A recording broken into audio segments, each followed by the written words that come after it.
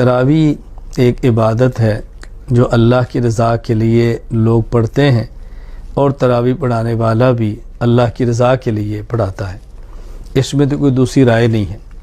باقی مسئلہ جو امام تراویح پڑھاتا ہے اور پورا دن قرآن کریم کو یاد کرتا ہے، قرآن کریم سنانے کے لیے کسی اور مشغلے میں مشغول بھی نہیں ہو سکتا، اور اس کے اخراجات بھی ہیں، اس کی ضرورتیں بھی ہیں، تو اس تراویح پڑھانے والے کو تو پیسوں کی نیت سے نہیں، اللہ کی رضا کے لیے ہی پڑھانی چاہیے۔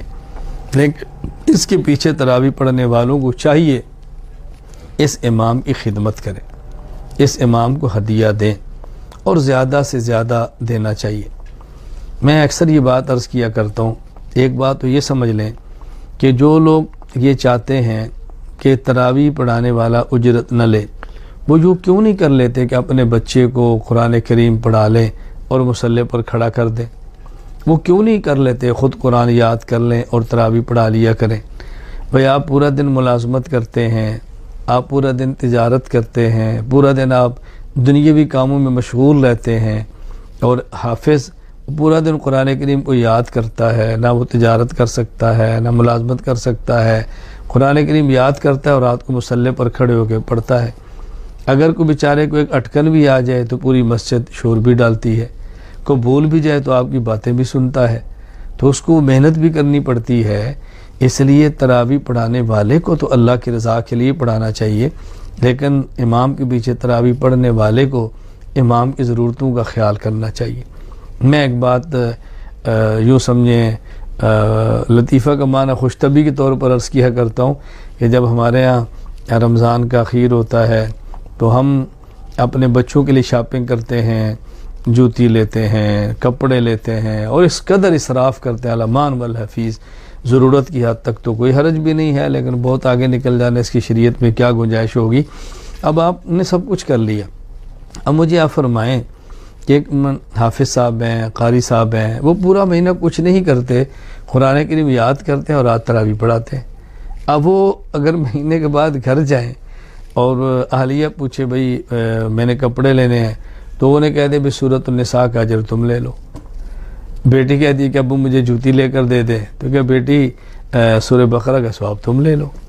اب بتاؤ اس سے کیا اس کے گھر کا ماحول ٹھیک ہو جائے گا؟ اس کی ضرورتیں پوری ہو جائیں گی؟ تو جس طرح آپ تراویح پڑھتے ہیں اجر کے لیے، وہ بھی تراویح پڑھاتا ہے اجر ہی کے لیے۔ باقی اس پر یہ دلائل پیش کرنا کہ رسول اکرم صلی اللہ علیہ وسلم اور دیگر انبیاء جب دین بیان کرتے تھے تو یہ فرمایا کرتے تھے یا قوم لا اسألکم علیہ اجرا یا قوم لا اسألکم علیہ مالا، اللہ کے بندو یہ نبی خطاب ان کو کرتے تھے جو نبی کے مخالف ہوتے تھے، جو کافر ہوتے تھے، جو مشرک ہوتے تھے، ان کو پیغمبر یہ بات کہتے ہیں کہ میں تم سے اپنی دعوت پر کوئی معاوضہ نہیں لے رہا۔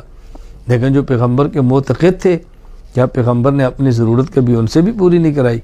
یا نبی کا معتقد ضرورت پوری کرے تو نبی نے مسترد کی ہے؟ ایسی بات نہیں ہے۔ میں ایک بات عرض کیا کرتا ہوں، ایک ہے ابو بکر صدیق، ایک ہے ابو جہل۔ تو رسول اکرم صلی اللہ علیہ وسلم جو فرماتے ہیں نا کہ میں تم سے کچھ نہیں مانگتا، یہ ابو جہل کو کہہ رہے ہیں، ابو بکر کو نہیں کہہ رہے۔ تو تم اس آیت کا مصداق ابو جہل کی جگہ پر کھڑے ہو کر خود کو نہ بناؤ۔ کیسی آپ نے عجیب بات کی؟ جو خطاب کو فارق ہو رہا ہے وہ آپ اپنے لیے فٹ کر رہے ہیں۔ میں مزید سمجھانے کے لیے کہ تو دیکھو، مثلا میں ایک علاقے میں بیان کے لیے جاتا ہوں اور جو عقیدہ کے اعتبار سے میرے مخالف ہیں، تو ظاہر ہے میں جب بیان کروں گا تو ان سے تو نہیں کہوں گا بھائی میں نے آپ کو عقیدہ سمجھایا ہے تو مجھے چائے پلاؤ، مجھے کھانا کھلاؤ، یا میں نے آپ کے سونا ہے اسی آن کرو۔ وہ کہیں گے ہم نے بلایا تھا، کیوں آئے تھے تم نہ آتے نا۔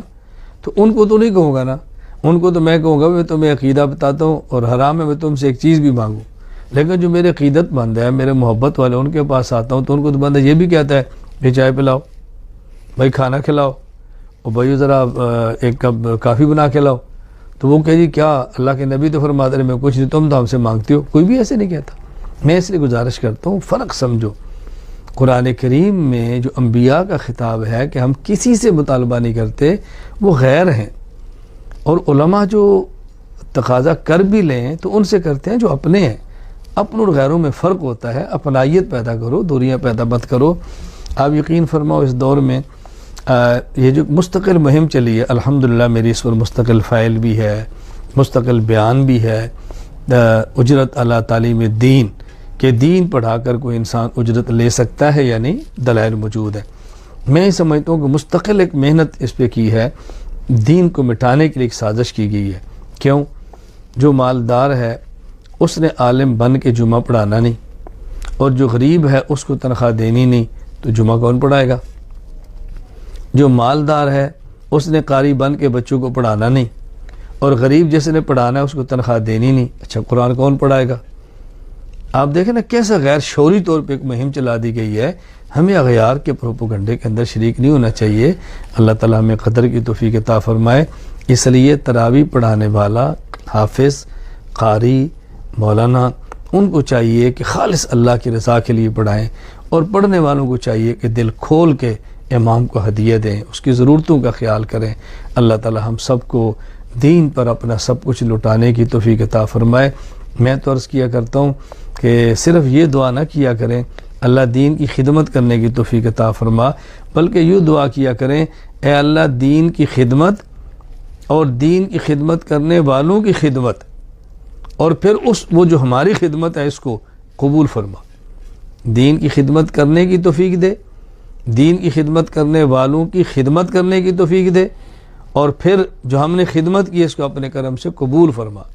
وآخر دعوانا الحمدللہ رب العالمین۔